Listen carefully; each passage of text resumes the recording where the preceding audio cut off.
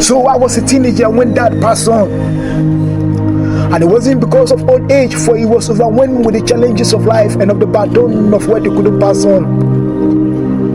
So from a child, I learned to be a son, a husband, and a father, becoming a feather for my brethren to see father, even when my wings were weak and feeble, because Dad told me never to give up on the family no matter the storm before they passed on. Dad fight a good fight, but they couldn't finish the race. And whenever I lay on his bed to sleep, I heard Dad whispering to me, saying, "Son, don't end up like me." So clearly it's about the future, but with strong determination to make a better future. I stepped into the street to make ends meet, but the street was so rough and tough, and all I got was misery. And I returned and I found my family still living in the same old penury. If I give up, Dad will have me to be blamed. But yet will I watch my mom humiliated and shamed for a cup of garri she borrowed and don't even have a penny to pay. She then had the heritage of the Lord, and the fruit of the womb by his reward. Happy is a man that has a quiver full of them, for he shall not be afraid to speak with the enemies at the gate. Perhaps this scripture wasn't for my family, because my mom has grown wrinkles while in her 40. Dad died without a penny, and the children are living in penury. Alas, Master, when I the accent fallen in my family and no one could discover, don't watch us end up like an Ichabod, the place of departed glory, God forbid.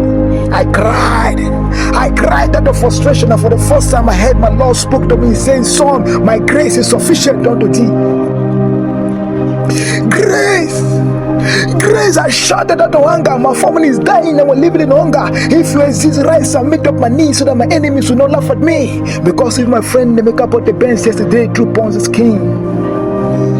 The more I pondered upon this world, the more I realized my Lord is gone, because I was desperate and I thought I could use him for a Ponzi scheme.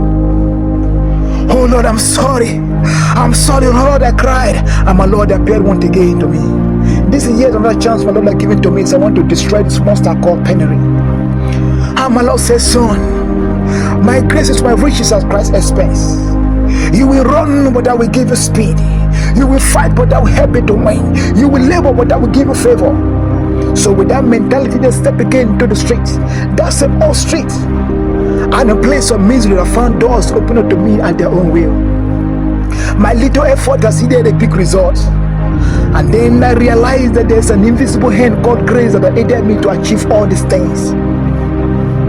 Today I'm a man. And the more I grew older, the more I realized that this invisible hands have grown mightier.